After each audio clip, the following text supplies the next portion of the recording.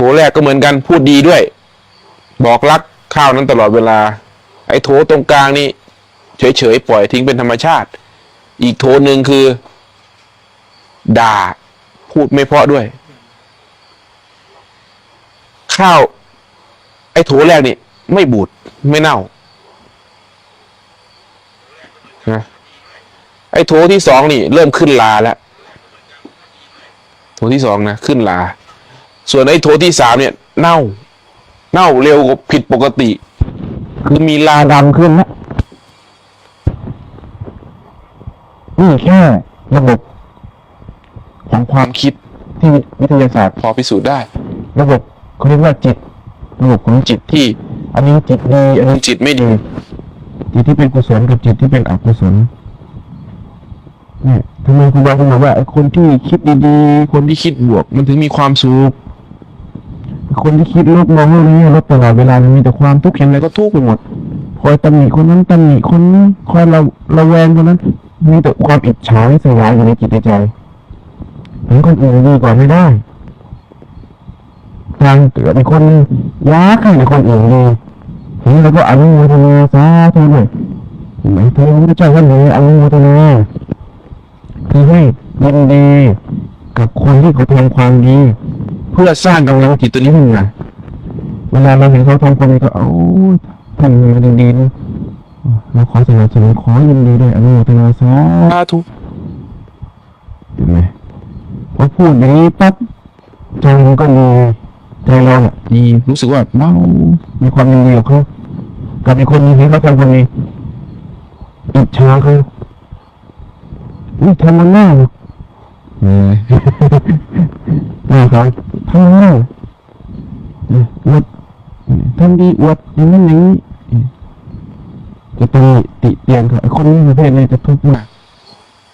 เพราะเห็นคนเขาทำความดีเมื่อไหร่ฟุกเมื่อนั้นอ่ะเขาอิจฉาเขาคอยคิดแต่ว่าคนอื่นไม่ดีมีพระเจ้าพระสงฆ์นี่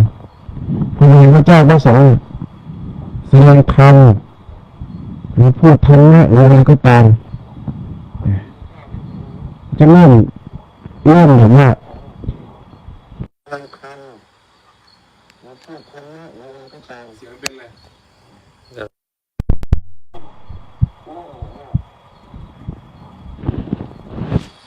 เสียงเป็นไรเหนื่อยไหมประเทศได้ยังเสียงชัดยังมันเสียงได้ไหมนะ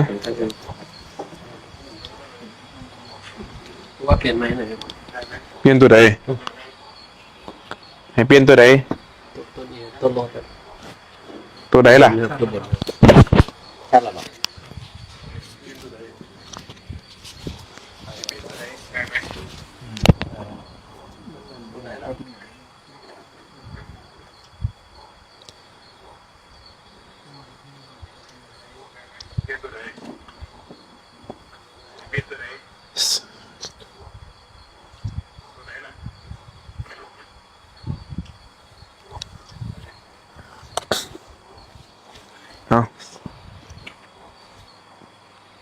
มันหายเด้มาเช็คเสียงเวลาบอกบ่ได้เด้ มันหาย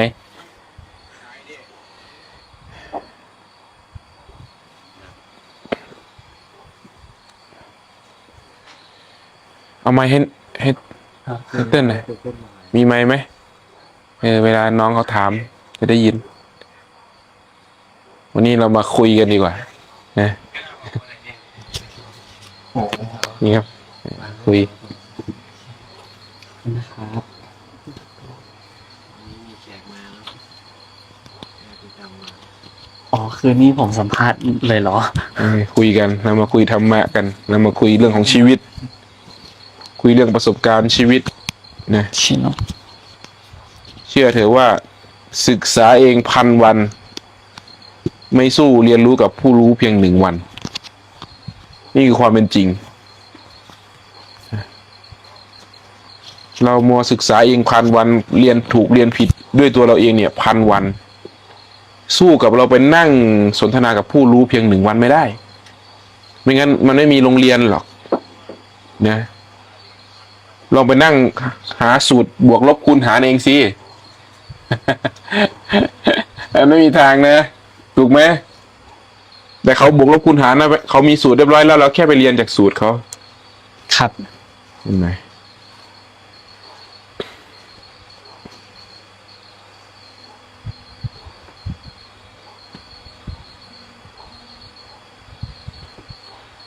เมื่อกี้เราถามครูบาว่าอะไรนะตอนต้น โสดาบันครับ เรื่องการอยากจะเหมือนกับว่าก้าวเข้าสู่โสดาบันครับ นิสัยของพระโสดาบันนะนิสัยของพระโสดาบันเลย ตั้งแต่พระโสดาปฏิมักเคยได้ยินใช่ไหม ครับ โสดาปฏิมักคือผู้ที่กำลังเดินทางเข้าสู่กระแสของพระโสดาเหมือนนักเรียนที่กำลังเรียนอยู่แต่ยังไม่จบชั้นเรียนนะเหมือนนักเรียนที่กำลังเรียนกำลังศึกษาอยู่แต่ยังสอบไม่ผ่านนะยังไม่ได้ผ่านการสอบแต่กำลังศึกษาอยู่นะนิสัยของพระโสดาบันเนี่ยถ้าในตำราท่านก็จะบอกว่าเป็นผู้ที่มีศีลบริบูรณ์ถูกไหมเคยได้เรียนใช่ไหมครับมีศีลบริบูรณ์เป็นผู้ที่เชื่อมั่นในพระพุทธเจ้าเป็นผู้ที่เห็นภัยของการเกิดคือเห็นว่าไม่เที่ยงนี่คือนิสัยของพระโสดาบันนะทีนี้ครูบาก็จะบอกว่าพระโสดาบันนั้นคือผู้ไม่กลับปกติเนี่ยเราจะทำความชั่วนะเราจะทำความชั่วอยู่ยังแบบไม่ได้สนใจสิ่งที่ถูกผิดเท่าไหร่ยังเบียดเบียนผู้อื่นอยู่เห็นไหมแต่พระโสดาบันนั้นจะไม่ทำความชั่วทำไม่ได้เลยล่ะว่าเขาอยากครับไอ้ที่อยู่ในตำราเนี่ยมันเป็นผลแล้วนะครับเป็นผลใช่แต่มันไม่ได้พูดเรื่องเหตุไว้เลยใช่มันเป็นผลที่ท่านบอกว่ามีศีลบริบูรณ์นั่นหมายถึงว่าเป็นผู้ที่มีศีลเป็นนิสัยคือนิสัยเป็นคนดีแล้วไม่ใช่พยายามเป็นคนดีไอ้พยายามนี่เหมือนเราก้าวขึ้นบันไดแต่ละขั้นผลของมันคือเราถึงเป้าหมายคือขึ้นจนถึงเป้าหมายแล้วนั่นเขาเรียกว่ามีศีลบริบูรณ์คือมีศีลเป็นนิสัยเข้าใจคำว่านิสัยไหมคำว่านิสัยคือปกติเหมือนคนที่มีนิสัยขยันคนประเภทนี้ก็จะขยันเป็นปกติคนมีนิสัยตื่นเช้าก็จะตื่นเช้าเป็นปกตินะคนมีนิสัยที่ชอบไปวัดไปวาก็จะไปวัดไปวาเป็นปกติโดยที่ไม่รู้สึกว่ามีใครบังคับไม่ต้องพยายามเหมือนคนดีเนี่ยไม่ต้องพยายามเป็นคนดีมันเป็นคนดีโดยธรรมชาติแต่คนไม่ดีเนี่ยพยายามเป็นคนดีมันก็เป็นได้ไม่นานเพราะมันยังไม่ใช่นิสัยยังไงมันก็ต้องกลับไปเป็นนิสัยเดิมมันต้องกลับไปเป็นนิสัยเดิมใจที่ยังไม่ดีมันจะดีได้ชั่วขณะเท่านั้นแต่ว่ายังไงมันก็ต้องกลับไปเป็นเหมือนเดิมเนี่ยเรียกว่าศีลเป็นนิสัยพระโสดาบันนี่ต้องมีศีลเป็นนิสัยคือนิสัยของคนดีคือไม่สามารถกลับไปทำความชั่วได้ทำไมพระโสดาบันถึงไม่ตกนรกเพราะว่าถูกศีลทุกข้อแล้วครับใช่เพราะว่ามันไม่มีเหตุที่ต้องไปเกิดในนรกในอบายนั่นจึงปิดอบายภูมิทั้งหมดอบายคือสิ่งที่ไม่ดีภูมิคือสถานที่หรือโคตรเง่าหรือสังคมหรือนิสัย ปิดอบายภูมิคือนิสัยนั้นนิสัยที่ไม่ดีนั้นพังไปหมดแล้วนะจนพอปัจจุบันเนี่ยมันไม่มีนิสัยอย่างนั้นพอตายไปปุ๊บใจมันก็ไม่มีทางที่จะตกต่ำไปสู่นรกได้ หรืออเวจีหรืออบายภูมิได้ไม่สามารถไปเกิดเป็นสัตว์เดรัจฉานได้พระโสดาบันสมมุติว่าตายก่อนนะที่จะบรรลุธรรมเป็นพระอรหันต์แม้ในภพนี้ชาตินี้ทุกข์ก็น้อยทุกข์ก็น้อยจะให้เข็นฆ่าคนนี่ไม่มีทางจะให้ไปฆ่าสัตว์ไม่มีทางทำไม่ได้กลัวยอมอดดีกว่าที่จะยอมไปเข็นฆ่ามากินเห็นไหมนี่คือนิสัยพระโสดาบันแต่ฆ่าด้วยที่ไม่มีเจตนาไม่เป็นไรยังไงเราก็ถ้าจะว่าการฆ่าสัตว์นี้มันบาปเป็นไปได้ไหมว่าพระพุทธเจ้าจะไม่เดินเหยียบมดเหยียบแมลงตายเลยเป็นไปได้ไหมถ้าฆ่าสัตว์เดี๋ยวนะถ้าฆ่าสัตว์ใช่ถ้าการฆ่าสัตว์ให้มันตายเนี่ยอย่างเช่นว่าเราเดินไปเหยียบแมลงแล้วมันตายเนี่ยเราบาปครับนะถ้าหมายเอาการเหยียบอย่างนั้นแล้วเป็นบาปเป็นกรรมขึ้นมาทำไมพระพุทธเจ้าท่านถึงไม่มีบาปถ้ามีบาปอกุศลอย่างนั้นแสดงว่าต้องตกอบายภูมิตกนรกถูกไหมครับจะเป็นไปได้ไหมว่าพระพุทธเจ้าจะไม่เดินเหยียบแมลงเลยก็เป็นไปได้ฮะเป็นไปได้เหรอไม่ได้หรอกโอเคยุคก่อนไฟฟ้าก็ไม่มีเดินเที่ยวกลางค่ำกลางคืน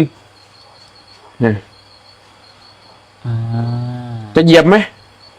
ก็ต้องมีแหละครับอย่างเรานั่งอยู่เนี่ยเราเหยียบมากี่ตัวแล้วทำไมไม่รู้สึกว่าบาปเลย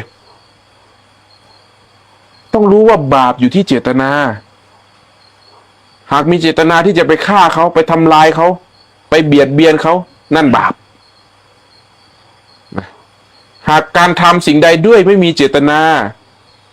นั่นไม่มีผลไม่บาปเหมือนหลวงตามหาบัวกับพระที่ท่านไปนวดให้หลวงตามหาบัวมีหมาตัวหนึ่งกระโดดข้ามองค์หลวงตาข้ามไปข้ามมาข้ามไปข้ามมาส่วนพระที่ท่านนวดให้อยู่ถ้าจำไม่ผิดน่าจะเป็นหลวงปู่จันเรียนถ้าจำไม่ผิดนะอันนี้ก็ไม่แน่ใจเพราะว่าได้ยินในฟังมานานแล้วตั้งแต่ไม่รู้กี่ปีมาแล้วท่านก็เลยถามว่าพระหมาตัวเนี้ยมันไม่บาปเหรอมันมาโดดข้ามพ่อแม่ครูบาอาจารย์อย่างนี้กระโดดข้ามไปข้ามมาข้ามไปข้ามมาเนี่ยท่านก็ว่าหมาตัวเนี้ยมันจะบาปมันมากระโดดข้ามครูบาอาจารย์หลวงตามหาบัวก็เลยพูดว่าหมามันไม่บาปหรอกไอ้คนคิดนะบาป ไอ้คนที่พูดนะบาปเพราะอะไรเพราะมันไปกังวลใจแล้วเกิดความทุกข์ขึ้นมาในใจแล้วนั่นน่ะกังวลคิดแทนเขาแล้วตัวนี้จะเป็นถึงเป็นทุกข์เพียงแค่เล็กน้อยแต่มันละเอียดเป็นทุกข์ตัวละเอียดเห็นไหมหมามันกระโดดด้วยความไม่มีเจตนาเลยมันกระโดดด้วยความเพลิดเพลินสนุกสนานของมันด้วยซ้ำมันสนุกสนานมันไม่ทุกข์ใจเลยไม่มีเจตนาที่จะทำร้ายหรือเจตนาที่จะทำอะไรไม่ดีกับองค์หลวงตามหาบัวมันต่างจากไอ้หมาที่ไปกัดหลวงตาเนี่ยอันนั้นมันตั้งใจกัดมันมีเจตนาในการทำร้ายไอ้นั่นบาปแน่นอนแต่หมาตัวนี้มันไม่มีเจตนาอย่างนั้นมีแต่ความสนุกมันก็เลยไม่บาปเพราะฉะนั้นให้รู้ว่าบาปอยู่ที่เจตนาแต่ส่วนใหญ่เพราะเราไม่เข้าใจตรงนี้พอเราเหยียบปั๊บมันตายไปปุ๊บเกิดความกังวลใจขึ้นมาก็นั่นแหละบาปมันจะเกิดขึ้นตรงนั้นแหละเพราะมันทุกข์ใจแล้วแต่ถ้าเราเข้าใจว่าโอ้เราไม่มีเจตนาต้องขออโหสิกรรมด้วยนะเราไม่มีเจตนาแค่นี้ก็ปลดใจตัวเองออกจากตรงนั้นได้ตายก็ตายไปมันเอาคืนไม่ได้แล้วนี่แต่จะสำรวมระวังอีกว่าเดินทำไมพระสงฆ์องค์เจ้าเนี่ยท่านทำไมถึงเดินก้มหน้าเวลาท่านเดินท่านจะไม่เดินเหลียวซ้ายแลขวาท่านจะเดินก้มหน้าคือจะเดินพื้นที่ตัวเองเดินไปนั่นแหละสำรวมระวังว่าจะเหยียบมดไหม ซึ่งในป่าในเขาอย่างเงี้ยทางเดินไปนี่ไปศาลาเนี่ยมันมีมดแมลงเยอะมากท่านจะระมัดระวังในการก้าวเดินของท่านมากคือพยายามที่จะไม่ไปเหยียบสัตว์หรือสิ่งมีชีวิตเลยอย่างเงี้ยเห็นไหมนี่คือนิสัยพระโสดาบันนี่ก็เรียนพระโสดาบันอยู่ทีนี้นี่เมื่อมีศีลอย่างนี้แล้วเป็นนิสัยอย่างนี้แล้วก็เพราะเชื่อในพระพุทธเจ้านั่นแหละมันถึงละอายต่อบาปถูกไหมถึงปฏิบัติตามศีลไอ้ข้อที่ว่าหายสงสัยในพระพุทธเจ้าก็ตัดไปก็เพราะเชื่อนั่นแหละถึงปฏิบัติตามศีลที่พระพุทธเจ้าสั่งสอนไว้เห็นไหมแล้วก็เห็นคุณของศีลว่าศีลเนี่ยเป็นเครื่องรักษาใจไม่ให้ทุกข์จึงเกิดความเชื่อมั่นในพระพุทธเจ้าขึ้นมามากถึงจะยังไม่ทั้งหมดแต่ก็รู้แล้วว่าหากเราเดินตามรอยของพระพุทธเจ้าเนี่ยจนถึงที่สุดของคำสอนของท่านเข้าถึงปัญญาสูงสุดของท่านย่อมเป็นผู้พ้นออกจากกระแสของความทุกข์ได้เราเชื่อแล้วว่าพระพุทธเจ้านี่รวยจริงถ้าจะเปรียบเทียบนะเหมือนเรามีไอดอลคนหนึ่งคนเนี้ยเรามีไอดอลคนนี้ประสบความสำเร็จมากนะท่านคนนี้เขาก็บอกวิธีเดินบอกเราว่ามึงอยากประสบความสำเร็จแบบกูมึงต้องทำตามกูทำมาอย่างนี้อย่างนี้อย่างนี้เราพยายามทำแค่เขาบอกว่ามึงเอาของนี้ไปขายนะในราคาเท่านี้มึงตั้งร้านขายไว้แล้วเราขายได้เงินดังที่เขาบอกปุ๊บเราจะเชื่อเลยว่าท่านพูดถูกแล้ว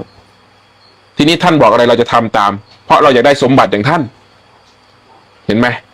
หลักการเดียวกันเราจะเชื่อมั่นในพระพุทธเจ้าอย่างนั้นจะไม่แข่งไม่สงสัยในคำสอนแต่ต้องพิสูจน์ด้วยตนเองนะ2 ข้อแล้วนะถ้าจะพูดนะมีศีลบริบูรณ์ถูกไหมเชื่อมั่นในพระพุทธเจ้าแล้วก็เห็นภัยในที่นี้คือว่าเห็นว่าไม่มีอะไรแน่นอน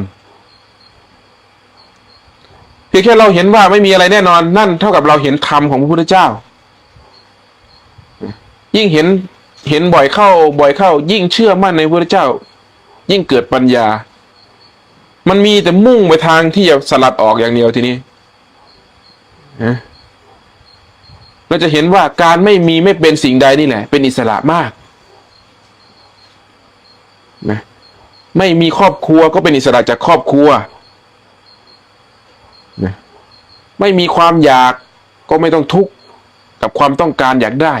ไม่มีความคาดหวังก็ไม่ผิดหวังเห็นไหมการเป็นอยู่การทำงานจึงทำงานเฉพาะกับสิ่งที่จำเป็นเท่านั้นไม่ได้ทำให้มันเป็นส่วนเกินชีวิตก็อยู่ง่ายขึ้นทีนี้มันจะอยู่ง่ายขึ้นมากนี่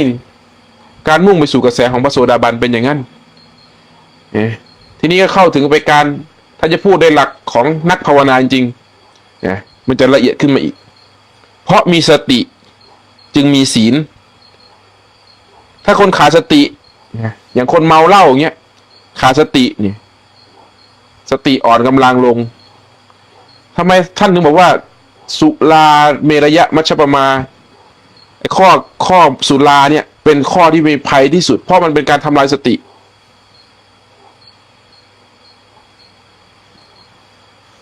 แก้ผ้าให้กันดูก็ยังได้นะถ้าเมาเหล้ามากๆเนี่ยอ้วกอยู่ต่อหน้ากันก็ไม่ละอายนะ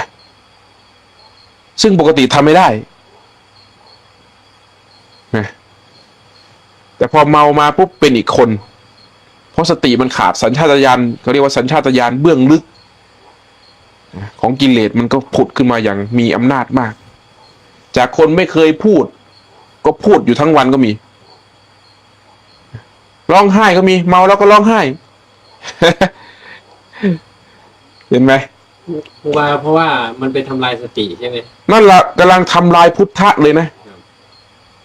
ข้อนี้จึงเป็นภัยมากไม่เคยขโมยก็ขโมยครูบานี่เมื่อก่อนนี่เมาเหล้าไปขโมยแก้ว อยู่ร้านเหล้ากลับเอาใส่กระเป๋ากางเกงนี้กลับ แล้วก็ไปขโมยไอ้รูป ตอนนั้นมีรูปย่าๆอยู่หน้าเซเว่นป้าย เห็นป้ายที่เขาไปตั้งไว้หน้าเซเว่นไหมป้ายยังมีพวกป้ายดารา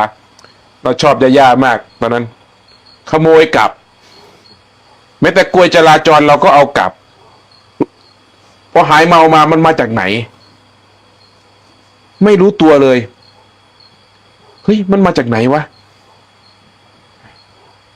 ถ้าเพื่อนไม่ถ่ายรูปเป็นหลักฐานเนี่ย เราจะไม่เชื่อเลยว่าเราทำอย่างนั้น แสดงว่า ขาดสติ แบบเมาหนัก เมามาก สติจนจำไม่ได้ ใช่จำไม่ได้ แต่พอมานึกดีๆก็จำได้อยู่นะพอมานั่งนึกดีๆก็จำได้ มันจำได้อยู่ แล้วก็เห็นว่าโอ้โหนี่เราเป็นถึงขนาดนี้เหรอดีนะไม่ไปทำชั่วกว่านั้นเห็นไหมถ้าไปฆ่าคนล่ะหนักเลยนะภัยโทษต่อมาก็ติดคุกติดตารางแหละทีนี้เห็นไหมแล้วก็เห็นว่าโอ้โหไอ้สุรานี่เป็นภัยหนักมาก พระโสดาบันจะไม่ทำสิ่งเหล่านั้นเป็นอันขาดพระโสดาบันเนี่ยสติตัวเดียวที่จะทำให้เรามีศีลเนี่ยสติตัวเดียวที่จะทำให้เรามีสมาธิสติตัวเดียวที่ทำให้เรามีปัญญาเพราะมีสติรู้เท่าทันความคิดจึงเห็นภัยของความคิดเคยนั่งดูตัวเองไหมว่ากูนั่งอยู่ในห้องเฉยๆเนี่ยทำไมมันทุกข์ได้ขนาดนั้นเคยคิดไหมไม่คิดหรอกมันเห็นไม่เห็นหรอกตอนนั้นเพราะมันจมอยู่ในทุกข์ถ้าคิดย้อนกลับไปตอนนี้จะเห็นเลยเรานั่งอยู่ในห้องแอร์เย็นๆเนี่ยอยู่ที่นอนเราเนี่ยดีๆเนี่ยทำไมน้ำตามันนองหน้าได้ร่างกายเราไม่ได้เจ็บป่วยเลยร่างกายนี่ก็บริบูรณ์สมบูรณ์หมดแต่ทำไมเราทุกข์ขนาดนั้นมันทุกข์จากอะไรจะเห็นเลยว่าความคิดนี่มาจากไหนอารมณ์มาจากอารมณ์ครับอารมณ์มาจากไหนมาจากความต้องการมันมาจากมันอยู่ในอดีตทั้งหมดเลยคือพูดง่ายคือมาจากกรรมที่เราทำไว้ถูกไหมครับมันมาจากสิ่งที่เราทำไว้แต่มันไม่ยอมจบแค่นั้นไงอันนั้นมันเป็นอดีตแล้วนะมันผ่านไปแล้วแต่เราไม่ยอมปล่อยผ่านอดีตจึงปรากฏขึ้นมาในเฉพาะในรูปแบบของความคิดเท่านั้นอดีตจะไม่สามารถตั้งอยู่ในปัจจุบันได้เลยแต่อดีตจะเกิดขึ้นในความคิดหากไม่คิดอดีตจะไม่มีเอาสิเราไม่คิดถึงอดีตมันมีอดีตไหมสำหรับเรามันอดีตมันก็คืออดีตนะครับอดีตมันคืออดีตแต่มันไม่มีสำหรับเราความรู้เรามันไม่มีเหมือนเราหลับเนี่ยมันไม่มีหรอกอดีต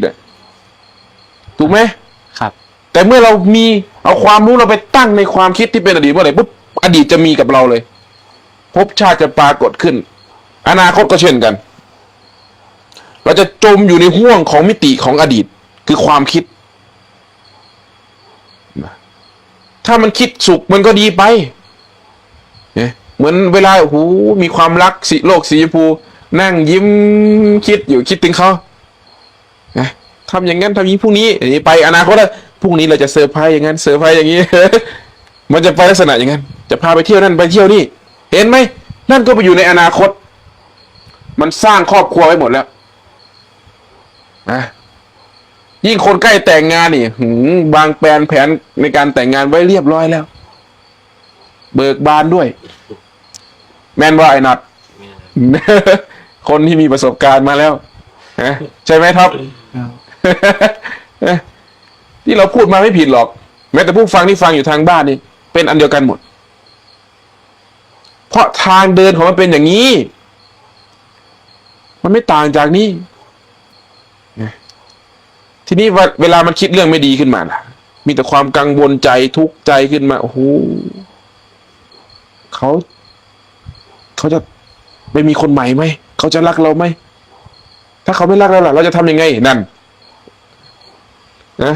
มีแต่ความหวังมีแต่ความทุกข์จมอยู่กับความทุกข์จมอยู่ในอารมณ์นั้นดิ่งเลย คิดหนักเข้าหนักเข้าหนักเข้ามีแต่ความไม่ดีอยากตายนี่แน่นอนทุกคนต้องผ่านมาถ้าอารมณ์นี้บีบคั้นเขาเรียกว่าออกจากวัฏฏะออกจากวังวนตรงนั้นไม่ได้มันจะเป็นลักษณะอย่างนี้ไอ้นี่เป็นสิ่งที่เราต้องการหรืออารมณ์ไอ้นี่เป็นความคิดเกิดอารมณ์ขึ้นมาปั๊บผลักดันให้มันคิด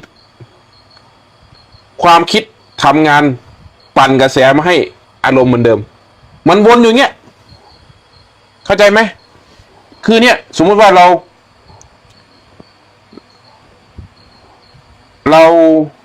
อกหักอารมณ์เราทุกข์ถูกไหม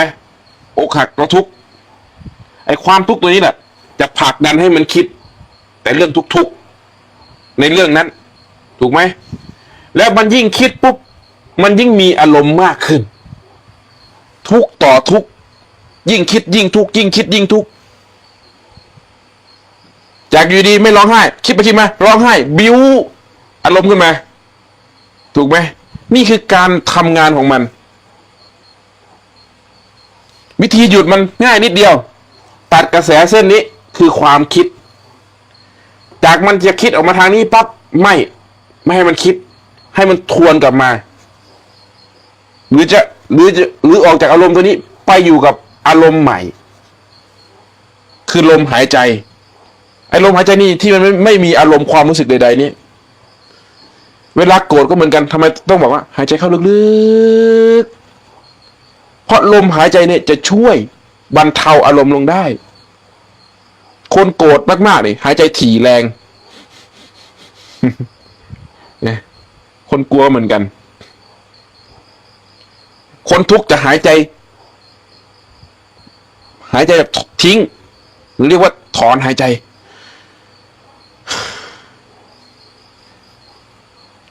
นี่คือคนทุกข์มันทำงานของมันโดยธรรมชาติเลยคนที่กังวลใจจะเป็นอย่างนั้นแล้วตัดกระแสความคิดปุ๊บคือไม่ให้มันคิดเรื่องนั้นคือไม่ให้มันจ่ายพลังงานของอารมณ์มาเข้าถึงจิตได้ไม่ให้มันคิดคือตัดกระบวนการทำงานของมันตัดกระบวนการทำงานของมันตั้งแต่มันเริ่มตัวคิดใช่ตัดเครื่องจ่ายไฟมันก่อนตัดเครื่องปั่นไฟมันเพื่อที่หยุดไฟมันถ้าเรายังพัดไฟอยู่ไฟมันจะลุกขึ้นบ่อยๆลุกขึ้นแรงเข้าแต่ถ้าเราเลิกพัดมันก็จะเบาลงดับลงตัดมาอยู่ที่ลมหายใจแล้วก็เอาความรู้ที่มันไปอยู่กับความคิดน่ะมาอยู่ที่ลมหายใจพอมันไม่คิดปุ๊บมันก็อารมณ์มันก็จะเบาลงแต่เพราะอารมณ์มันกุ่นอยู่ในใจอยู่มันจึงอยากจะคิดอีกมันจะพยายามไปคิดแต่เพราะเรามีสติเราฝึกสติเราจะฝืนการฝึกสมาธิการฝึกสตินี่คือการฝืนนี่เขาเรียกว่าทวนกระแสโลกพระพุทธเจ้าเป็นผู้ทวนกระแสไม่ให้ไหลไปตามกระแสนะแต่มันยังไม่ปลอดภัยต้องทวนไปจนถึงจุดปลอดภัยพอถึงจุดปลอดภัยแล้วปุ๊บทีเนี้ยรอดทีนี้มันคิดขึ้นมาปุ๊บมันจะตัดปั๊บเลยอย่างรวดเร็วนี่เราชำแหละเรื่องของอารมณ์กับความคิดเลยนะตอนเนี้ยเรากำลังชำแหละออกมาให้ดูเลยว่ามันทำงานยังไงและวิธีหยุดมันหยุดยังไงคือตัดเข้าลมอย่าให้มันคิดบีบบังคับมันจะทุกข์มากพระพุทธองค์ท่านเปรียบไว้เหมือนกับปลาที่มันมีกำลังมากเอาขึ้นจากน้ำใหม่ๆมันจะดิ้นเคยเห็นปลาขึ้นจากน้ำไหมมันมีกำลังมันจะดีดดิ้นถึงอยู่บนพื้นก็ตามมันจะดิ้นไปซ้ายดิ้นไปขวามันจะกระโดดเราจับแทบไม่อยู่เลยเคยจับปลาไหมเนี่ยก็ไม่น่าจะเคยไม่น่าจะเคยแต่เด็กมันนอกแบบครูบานี่เคยจับปลา พอมันอยู่อย่างนั้นปล่อยให้มันดิ้นไป มันอยู่บนฝั่ง แต่อย่าให้มันไปใกล้น้ำถ้ามันลงน้ำได้เมื่อไหร่ปุ๊บมันมีกำลังมากนะแต่ถ้ามันยังดิ้นอยู่บนฝั่งอยู่ยังไงมันก็ต้องอ่อนกำลังลงในตอนหนึ่งทีนี้ปลาที่มันอ่อนกำลังลงปุ๊บเนี่ย มันจะดิ้นไม่ได้ ทีนี้จับก็ง่ายจิตเราก็เหมือนกัน ถ้ามันเคยชินกับการคิดปรุงแต่งใหม่ๆเราพยายามหยุดคิดนี่จะยากมากอย่างตัวครูบาเองฝึกใหม่ๆเนี่ย5 นาทีนี่แทบกากเลือดเลยนะเหมือนเป็นชั่วโมงทำไมมันคิดหยุดยังไงก็ไม่ได้พยายามกั้นลมหายใจแล้วก็แล้วหายใจแรงแล้วก็แล้วหายใจถี่แล้วก็แล้วเป่าปากด้วยอย่างเงี้ยมันโอ้โหสารพัดไม่รู้จะทำวิธีไหนพุทโธแล้วก็แล้วบางทีนี่เอาลมหายใจแนบกับคำบริกรรมคือพุทโธเนี่ยไม่อยู่หายใจเข้าพุทหายใจออกโธไม่อยู่มันคิดต้องทิ้งลมเลยแล้วก็บริกรรมถี่ๆพุทโธพุทโธพุทโธพุทโธพุทโธพุทโธในใจอยู่มันคิดได้ต้องพุทโธออกเสียงด้วยต้องพูดออกเสียงพุทโธพุทโธพุทโธพุทโธพุทโธพุทโธพุทโธพุทโธทำอยู่งี้เพราะเราเป็นคนที่มันคิดมากเราเป็นคนที่คิดมากแล้วเราเรียนศิลปะไอ้พวกนี้มันจินตนาการเก่งไงพวกเด็กศิลปะเนี่ยแล้วเราชินกับการคิดอยู่อย่างนั้นตลอดเวลายิ่งมันปรุงขึ้นมาเป็นภาพอีกชัดเหลือเกินนะคนอื่นไม่เห็นภาพแต่เราเห็นภาพนะเราสามารถแก้ภาพผู้หญิงให้เปลือยได้ทันทีเลยอันตรายมากเลยนะครับว่าเดินมาเนี่ยเราจะดูเขาได้เลยมโนภาพตัวนี้เพราะมันชินกับการเห็นอย่างนั้นการคิดอย่างนั้นเราเรียนมาอย่างนั้นเราฝึกมาอย่างนั้นจึงเป็นสิ่งที่อันตรายมากนะแล้วทีนี้เรามาหยุดความคิดนี่พยายามหยุดครูบานี่โอ้โหฝืนมากแล้วบอกเลยว่าเราจนใช้คำว่าพุทโธหนึ่ง ทำอย่างนี้เลยนะเราอยากรู้ว่าเราจะหยุดความคิดได้กี่ลมหายใจเขาพูดหายใจออกโทเนี่ยนับแล้ว1หายใจเขาพูดหายใจออกโทนับ2ปุ๊บมันคิดขึ้นมาปุ๊บเอาใหม่มันจะคิดขึ้นมาเลยมีภาษาอื่นแทรกขึ้นมานอกจากพุทโธเราเอาใหม่นะดีพอคิดไปคิดมาไม่รู้ว่านับไปถึงเท่าไหร่ดูลมไม่ใช่คิดนะดูลมไปดูลมมาเงี้ยหายใจเข้าพูดหายใจออกโทเนี่ยนับไปถึงเท่าไหร่ก็ไม่รู้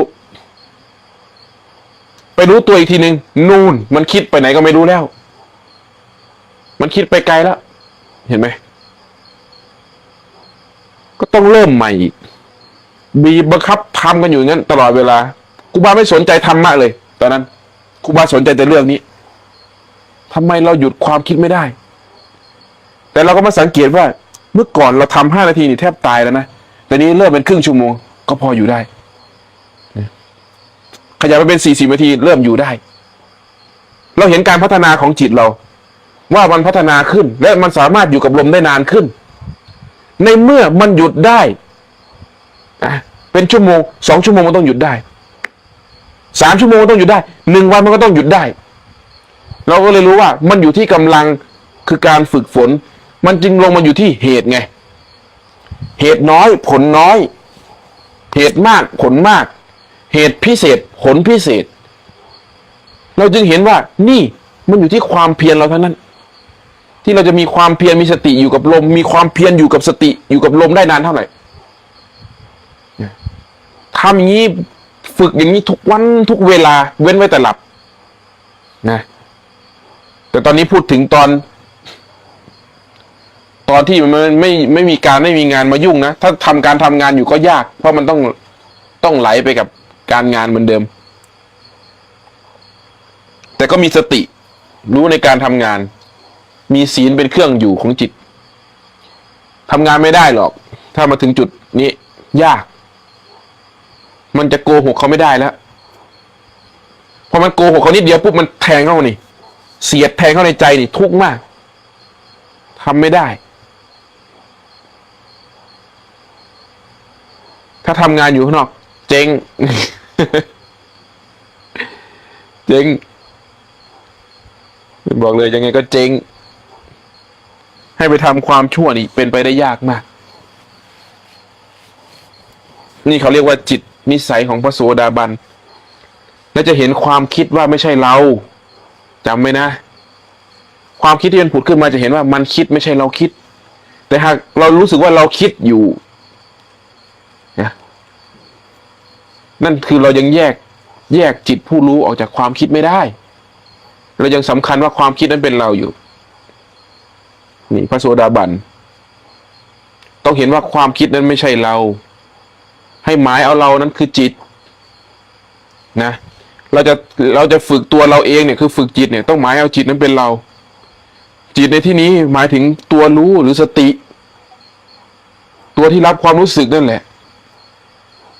ให้หมายตัวที่มันรับความรู้สึกและรักษาไอ้ตัวที่มันรับความรู้สึกนั้นไม่ให้ทุกข์นี่เขาเรียกว่ารักษาจิตนะมีคำถามอีกไหมเนี่ยว่าความคิดดีก็ไม่ใช่เราเนาะความคิด เป็นแค่เพื่อน ไม่ใช่เรา ความคิดดีก็เป็นแค่เพื่อนความคิดนี่เปรียบเหมือนเพื่อนนะไอ้ความคิดนี่เพื่อนเป็นยังไงเพื่อนมีทั้งเพื่อนดีและเพื่อนไม่ดีถูกไหมครับความคิดนี่เป็นเหมือนเพื่อนเพื่อนดีและเพื่อนไม่ดีไม่ใช่เรานะเพื่อนมันมาแป๊บเดียวมันก็ไปอันดีก็ไม่เอา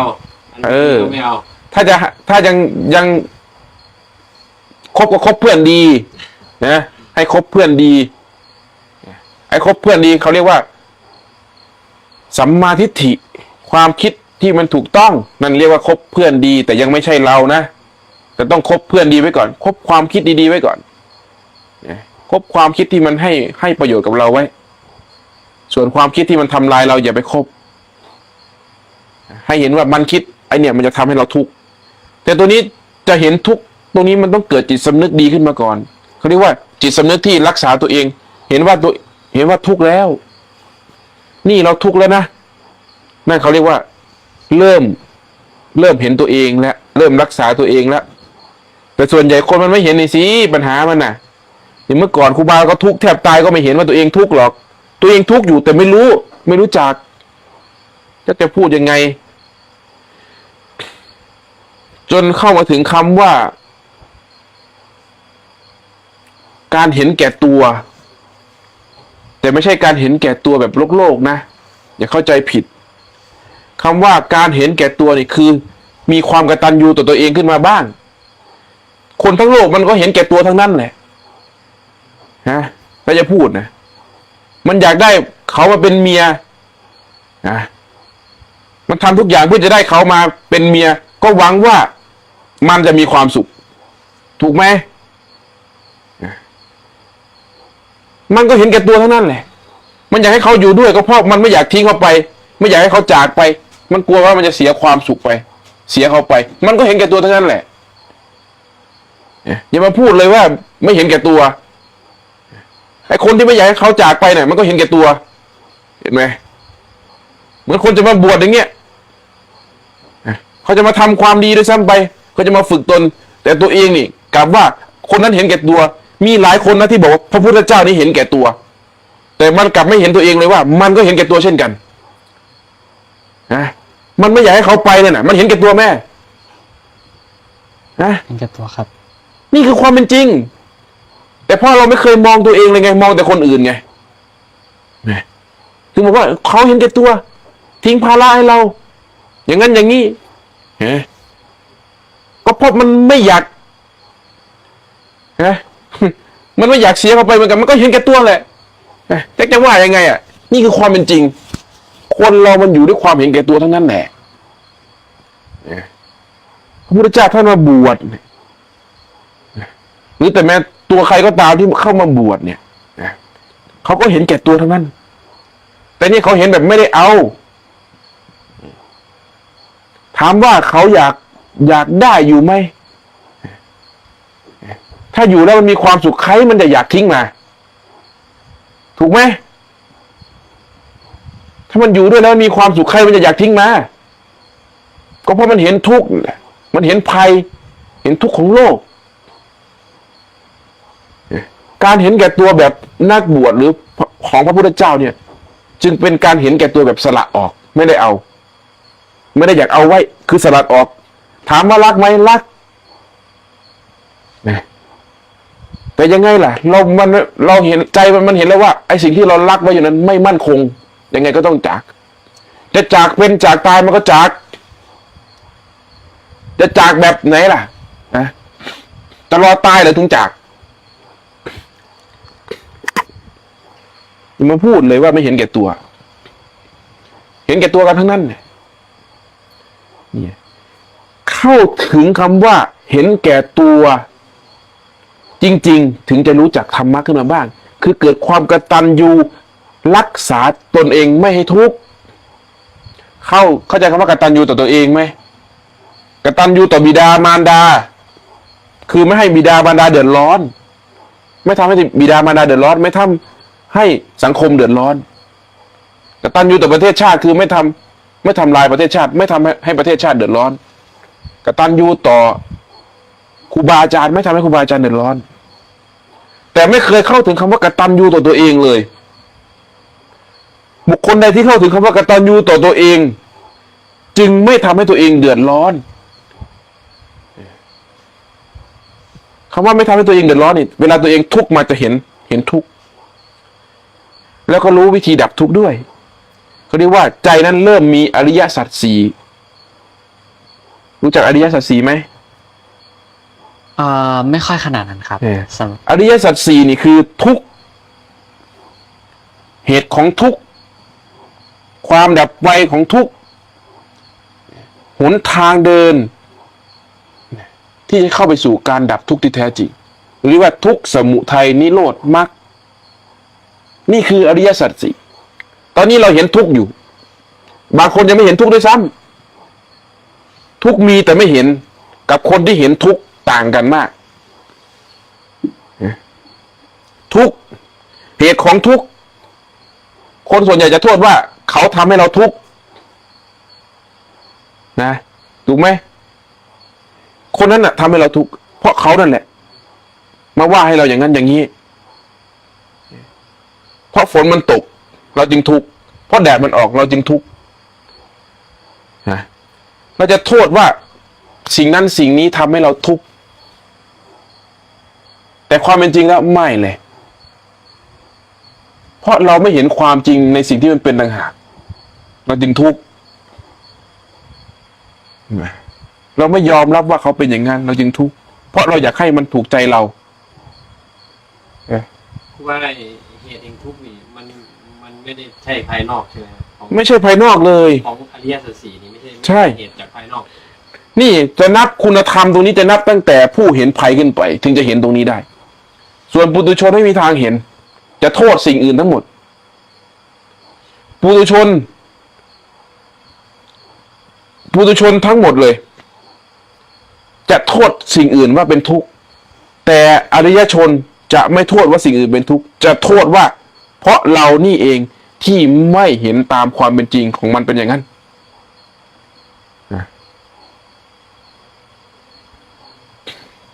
แสดงว่าปุถุชนยังไม่เห็นเหตุไม่เห็นภัยของทุกข์ไม่เห็นเหตุของทุกข์ที่แท้จริงของทุกข์ที่แท้จริง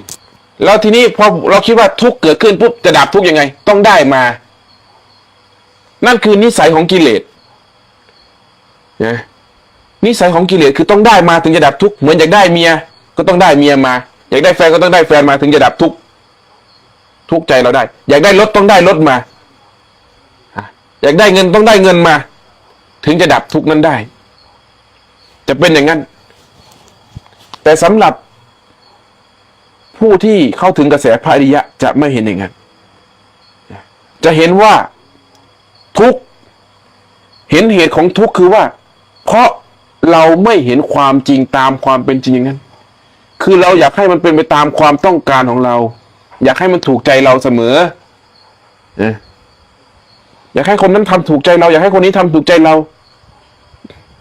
เห็นไหมเราจะเห็นว่าเพราะใจเรานี่เองที่มีแต่ความอยากจึงเห็นว่าตัณหานั่นแหละเป็นต้นเหตุของทุกข์นะวิธีดับทุกข์คือไม่ทำตามมันมีสติกำหนดรู้มันอยู่เห็นว่ามันเป็นเพียงแค่อารมณ์ผ่านมาแล้วก็ผ่านไปนะความอยากนั้นเกิดขึ้นปุ๊บเดี๋ยวมันก็ผ่านไปเอาลองดูก็ได้ ลองดูก็ได้ ถ้าไม่เชื่อ ลองอยากได้อะไรสักอย่างหนึ่งแล้วอย่าไปทำตามมัน แล้วก็นั่งดูมันดูซิว่ามันจะอยากได้ไปถึงไหน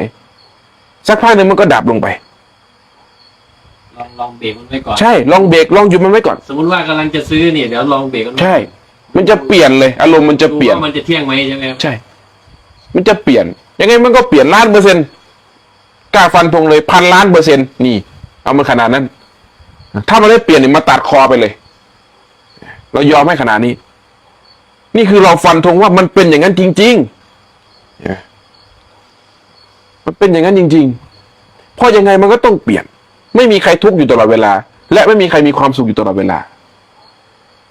เห็นไหมการฝืนความต้องการคือความอยากในใจตน นั่นคือการฝึกตนเขาเรียกว่าทวนกระแสเคยได้ยินไหมทวนกระแส เคยครับ นี่แหละคือการทวนกระแสโลกคืออารมณ์ทวนกระแสของอารมณ์ผู้ที่จะอยู่เหนืออารมณ์ได้ ต้องทวนกระแสขึ้นไปทวนกระแสของอารมณ์ขึ้นไปจนมีอำนาจคือสติมีอำนาจเหนืออารมณ์นั้นได้อารมณ์จะตกอยู่ภายใต้อำนาจของสติทีนี้กระจอกเลยอารมณ์ต่างๆจะเป็นสิ่งที่กระจอกมากและจะเห็นกระบวนการเกิดของมันโดยธรรมชาติแต่ใจนั้นอยู่เขาเรียกว่าใจนั้นอยู่เหนืออำนาจของอารมณ์แล้วเห็นมันเกิดขึ้นแล้วมันก็ดับไปจะเห็นอยู่อย่างนี้นี่ถ้าเห็นอย่างนี้บุคคลนี้เข้าสู่กระแสของพระอริยะแล้วนับคุณธรรมตั้งแต่พระโสดาบันขึ้นไปทีนี้มันจะเพียรเพ่งขึ้นไปมันจะปฏิบัติขึ้นไปอีกความโลภจะลดลงเป็นอย่างมากความโกรธจะลดลงเป็นอย่างมากความหลงจะลดลงเป็นอย่างมากจากเคยมีไฟอยากได้ทรัพย์สมบัติของโลกจะเห็นว่าทรัพย์สมบัติของโลกนั้นไม่มีค่าไม่มีแก่นสารสาระเลยแม้แต่พระมหากษัตริย์หรือองค์ของพระเจ้าที่เป็นพระจักรพรรดิหรือใครที่ว่าเลิศที่สุดในโลกใบนี้จะเห็นว่าไอ้พวกนี้กระจอกมากจะขำใส่เราจะเห็นคนรวยนี่เหมือนเด็กน้อยไม่ต่างกันเลยเราจะขำใส่เลยเพราะจะเห็นว่าเขากำลังเมาอยู่เขากำลังหาในสิ่งที่เขาเอาไปไม่ได้สักอย่าง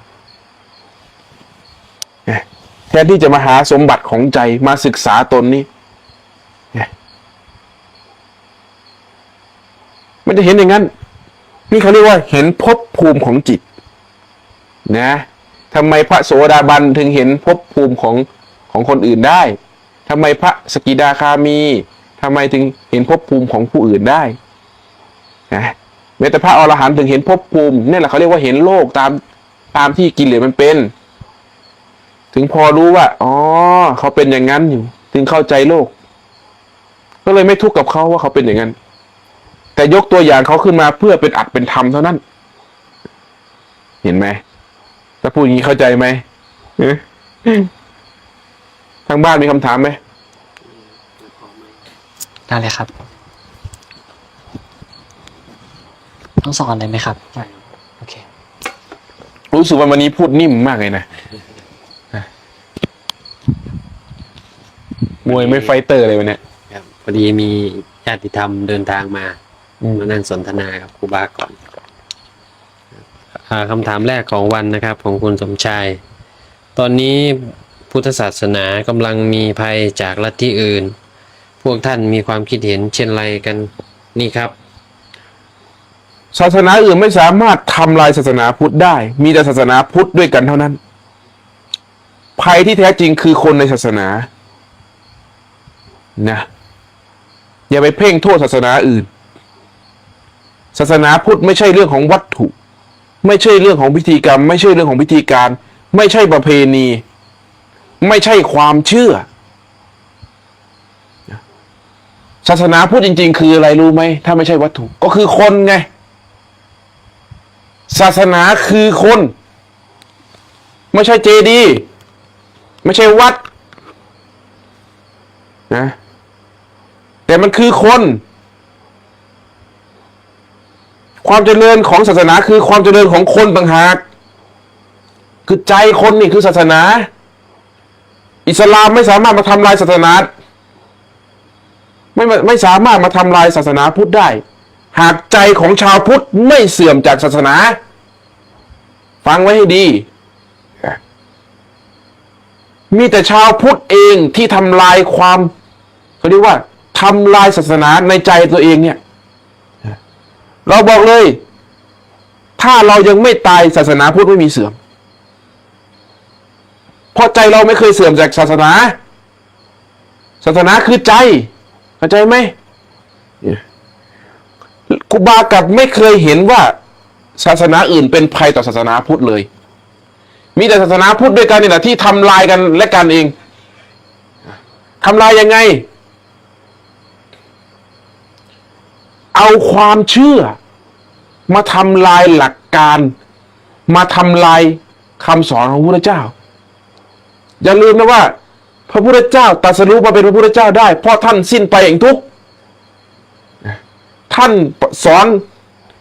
ธรรมะท่านสอนทั้งหมดทั้งมวลเนี่ยก็เพื่อดับทุกข์เท่านั้นหลักธรรมของท่านก็เพื่อดับทุกข์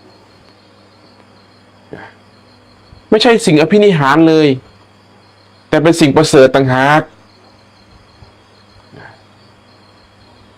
ไม่มีหรอกใครจะมาทำลายศาสนาพุทธได้มีแต่ชาวพุทธด้วยกันนี่แหละคนที่จะนับเข้าเป็นศาสนาพุทธเป็นศิษย์ของพระพุทธเจ้าได้ตั้งแต่พระโสดาบันขึ้นไปเท่านั้นนะคนประเภทนี้จึงไม่เสื่อมจากศาสนาเห็นไหมมีแต่พระอริยเจ้าเท่านั้นถึงจะเป็นผู้ไม่เสื่อมจากศาสนาส่วนปุถุชนผู้ที่กำลังแสวงหาอยู่นะย่อมเป็นผู้เสื่อมทำอย่างไรล่ะเราถึงจะเป็นผู้ที่เข้าถึงศาสนาจริงๆฮะ ทำอย่างไรเราถึงจะเข้าถึงคำว่าศาสนาโดยเนื้อแท้ปฏิบัติตามคำสอนใช่ทำไมเราไม่ทำตัวเองให้เป็นศาสนาล่ะทำไมเราไม่ปฏิบัติตนให้เข้าถึงศาสนามันไม่มีเสื่อมหรอกหากใจไม่เสื่อมอินเดียเมื่อก่อนเนี่ยถ้าจะพูดนะพระพุทธเจ้าอยู่ทางอินเดียถูกไหมทำไมศาสนาพุทธถึงไม่มีในอินเดียเพิ่งมาลื้อฟื้นอยู่ไม่กี่ปีนี่แต่มันเสื่อมไหมศาสนาพุทธนะไม่เสื่อมนี่ไงมันก็มาอยู่ในเมืองไทยนี่ไงแต่เพราะคนอินเดียนั้นใจเสื่อมจากศาสนาใจของชาวอินเดียนั้นเสื่อมจากพระพุทธเจ้าศาสนามันจึงเสื่อมไง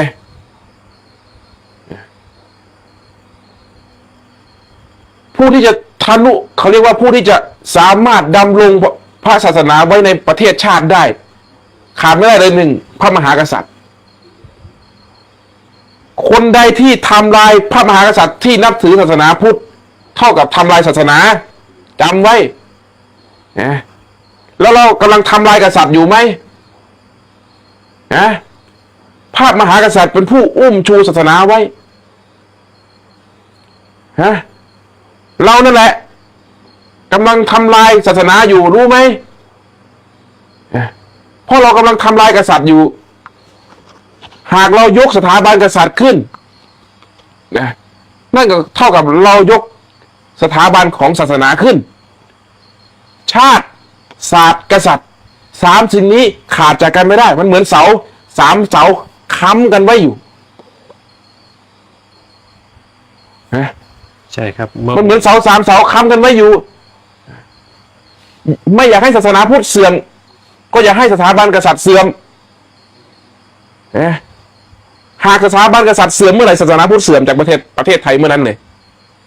จนกว่าจะมีกษัตริย์องค์ใหม่ที่นับถือศาสนาพุทธถึงจะกอบกู้ศาสนาคืนมาได้อย่าลืมหัวใจหลักตัวนี้นะแต่เราส่วนใหญ่กำลังทำลายกษัตริย์อยู่รู้ไหมเหมือนสมัยพุทธกาลครับพระพุทธเจ้าหลังจากที่ประกาศศาสนาไปตามเจ้าลัทธิเรียบร้อยแล้วจากนั้นก็เข้าระบบกษัตริย์หมดเลยใช่ถ้าดูประวัติศาสตร์ใช่ ครับแล้วก็ใช้หลักการพระพุทธเจ้าปกครองทีนี้ ใช่ พระพุทธเจ้าไม่ได้ไปกลุ่มคนน้อยๆแล้วนะครับ ก็คือมุ่งหาเจ้าเมืองอย่างเดียว เนี่ย พ่อเมืองเขาเรียกพ่อเมือง นี่คือความจริง แต่เรากำลังทำลายสถาบันกษัตริย์อยู่ นั่นแหละคือเรากำลังทำลายศาสนาอยู่รู้ไหมเนี่ยชาติศาสตร์กษัตริย์เนี่ยสามสิ่งนี้ขาดใจกันไม่ได้หรอกนะถ้าจะเอาเขาเรียกว่า ศาสนาที่เรารู้จักกัน แต่ถ้าเอาจริงๆมันต้องเรื่องของหัวใจ ใจดวงใดไม่เสื่อมจากศีลธรรม ใจดวงนั้นไม่เสื่อมจากศาสนา ฟังไว้ให้ดีนะไปอยู่ที่ไหนศาสนาก็อยู่นั่น ไปอยู่ที่ไหนพระพุทธเจ้าก็อยู่ตรงนั้นนะนี่แหละ ลองดูสิลองว่าสถาบันกษัตริย์ของเมืองไทยเราเนี่ยนะท่านไม่ยก หรือว่าท่านไม่ได้นับถือศาสนาพุทธแล้ว รับรองเลยว่าเสื่อมแน่นอน1,000,000%เห็นอินเดียไหมพอวรรณะพราหมณ์ขึ้นปกครองเป็นกษัตริย์ปุ๊บศาสนาพุทธก็เสื่อมทันทีนะอย่าลืมหัวใจหลักข้อนี้นะเราชาวพุทธชาติศาสตร์กษัตริย์เนี่ย3สิ่งนี้เราต้องเกื้อกูลกันและกันไว้ชาวพุทธนี่จึงเคารพรักในสถาบันกษัตริย์เพราะเรายังอาศัยสถาบันของกษัตริย์อยู่พระมหากษัตริย์ก็อาศัยสถาบันของชาวพุทธเขาเรียกว่ามันเกื้อกูลกันและกันนะมันเป็นสิ่งที่หนุนกันและกันไว้เหมือนหิน3 ก้อนนะหิน3 ก้อนตั้งเป็นเสา3 หลักเอาอะไรไปตั้งมันก็มั่นคงหากมีก้อน2 ก้อนเนี่ยเอายังมี2 ก้อนมันก็เอียงซ้ายเอียงขวาได้หากมีก้อนเดียวแล้วมันเอียงได้ทุกทิศอ่ะทีนี้ถูกไหมนี่แหละไม่มีใครมาทำลายเราได้หรอกมีแต่เรานั่นแหละทำลายนะไม่อยากให้ศาสนาพุทธหมดไปจากเมืองไทยก็จงรักษาสถาบันกษัตริย์ไว้ซะมีคำถามอีกไหมจากคุณวิวัฒน์ครับเมื่อวานก่อนผมเจริญอานาปานสติจิตโดยจิตตั้งมั่นรู้ลมเข้าและออกตลอดเวลาเหมือนลมอยู่ที่ลิ้นปี่พอไปสักพักเกิดเวทนามากทุกข์มากปวดขามากตั้งแต่หลังลงไปแต่ผมก็สู้ไม่ถอยไม่ลืมตาไม่เปลี่ยนท่านั่งทรมานสักพักเวทนาค่อยๆลดและหายความรู้สึกเหมือนกายแยกกับจิตอย่างเห็นได้ชัดเจนครูบาเรียกว่าอาการอะไรครับพอจิตเขาเรียกว่าจิตมันสงบจิตมันไม่อยู่กับเวทนาจิตมันสงบอาการที่ปวดก็หายทั้งที่นั่งอยู่ท่าเดิมแปลกไหมนั่นก็แสดงถึงความไม่เที่ยงของเวทนาระหว่างที่มันอยากหายที่มันเจ็บมากๆมันอยากหายนั่นแสดงถึงตัณหาที่มีอยู่ในใจนะนี่คือการเจริญวิปัสสนาล้วนๆนะพอจิตสงบปั๊บเห็นความเกิดของเวทนาเห็นความดับของเวทนานั่นคือปัญญาเห็นไหมคือวิปัสสนาเห็นจิตที่เข้าไปพักถึงความสงบได้นะเห็นความเป็นอิสระของจิตชั่วขณะหนึ่งเห็นไหมนี่ล้วนแต่เป็นวิปัสสนาธรรมทั้งนั้นสภาวะต่างๆล้วนชี้เห็นความจริงที่ปรากฏขึ้นเห็นไหมหรือจะเรียกว่าจิตทิ้งเขาเรียกว่าจิตมันแยกธาตุแยกขันธ์ได้ชั่วขณะหนึ่ง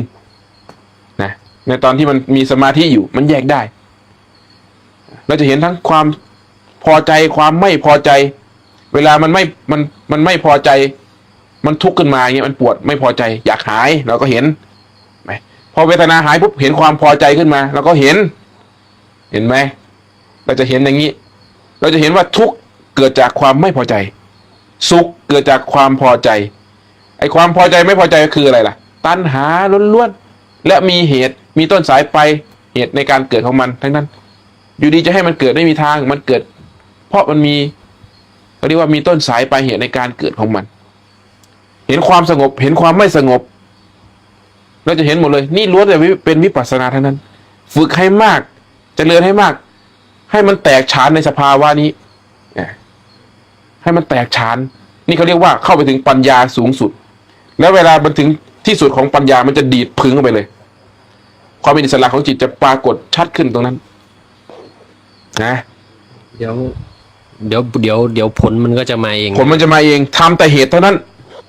สร้างแต่เหตุคือเจริญสติไปให้มากขึ้นมากขึ้นนะอดทนฝืนช่วยไปอย่างนี้แหละนะมีไหมคำถาม มันจะหมดเวลาแล้วเนี่ย หมดแล้วครับ ฮะ หมดเวลา มันหมดเวลาแล้ว วันนี้แบบ เหมือนมวย เหมือนมวยซ้อม ไม่ไฟเตอร์วันนี้ยังไม่ไฟเตอร์ มีคนคอมเมนต์อยู่ครับ วันนี้มวยคลาสสิก มวย แต่ว่าก็ฟังง่ายดีนะครับ นะพูดช้า พูดชัดให้ฟังง่ายๆ แกะให้มันละเอียดนะไปทวนฟังอีกนะก็จะได้ปัญญามาก เพราะเราว่า ถึงเราจะพูดไม่ไฟเตอร์ไม่เอามัน แต่นี่มีแต่ปัญญาล้วนๆนะเราจะชี้ให้เห็นว่า สิ่งที่เราปฏิบัติอยู่เป็นอย่างไรนะเกิดมาเนี่ย ถ้ายังเกิดอยู่มันก็ทุกข์นะเข้าใจไหม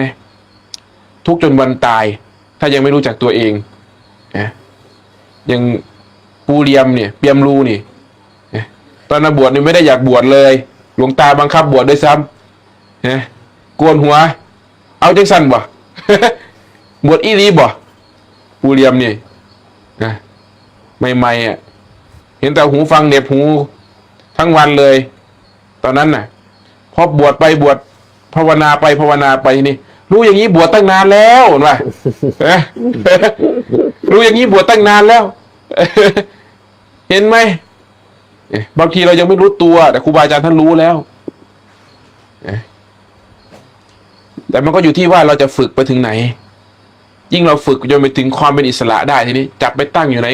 มันก็สบายหมดแหละไม่ทุกข์ไม่มีอะไรมาทุกข์ใจได้เลย นี่คือจิตที่ฝึกไว้ดีแล้ว จะนำความสุขมาให้นะก็ขอให้ญาติธรรมขอให้ผู้ที่ฟังอยู่ทางบ้านเนี่ยให้มีสตินะเวลามันทุกข์ให้นึกถึงครูบานะแล้วคำพูดพวกนี้มันจะผุดขึ้นมาเวลามันทุกข์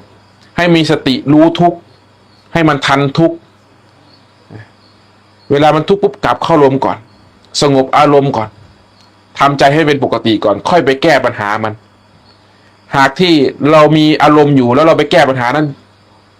ความคิดทั้งหมดที่เราใช้ในการแก้นั้นจะเป็นทุกข์ล้วนๆเขาเรียกว่าคิดด้วยอารมณ์จะเอาอารมณ์นั่นเหรอไปแก้อารมณ์นะไม่มีทางหรอกมุนอุยปุยเลยเหมือนไก่ที่มันเตะใยเตะไหมมันจะเละไปกว่าเดิมเพราะการทำงานเราเป็นการทำงานด้วยอารมณ์ล้วนๆมีแต่กำปั้นมันจะออกไปตอนนั้น มันไม่สนเจ็บปวดหรอกมันจะเอาชนะแค่นี้ก็เห็นแล้วแต่ถ้าเรามีสติปัญญากลับมาที่ลมก่อนกลับบ้านเราก่อนให้เรามีปัญญามีสติก่อนค่อยไปแก้ปัญหานั้นนะเขาเรียกว่าแก้ปัญหาด้วยสติด้วยปัญญาทำงานด้วยจิตสงบเราจะแก้ปัญหาได้อย่างแท้จริงนี่ก็ขอฝากให้เป็นข้อคิดเป็นคติเตือนธรรมเตือนใจไว้ท่านที่ฟังอยู่นี่ก็ขอให้เจริญในธรรมนะคิดสิ่งใดก็อย่าให้มันคิด ไม่ใช่คิดอะไรก็ให้มันสมหวังนะคิดสิ่งใดก็อย่าให้มันคิดเข้าใจไหมต้องเปลี่ยนใหม่แล้วคำนี้คิดสิ่งใดก็ขอให้สมหวังไม่เอาแล้วคิดสิ่งใดก็อย่าให้มันคิด ให้มีสติรู้จักความคิดเห็นว่าความคิดนั้นเป็นเพื่อนวันนี้ก็พอแล้วจบอ่ะพอ เดี๋ยวมีคิวครูมาตุยต่อครับวันเสาร์ทุกวันเสาร์ มา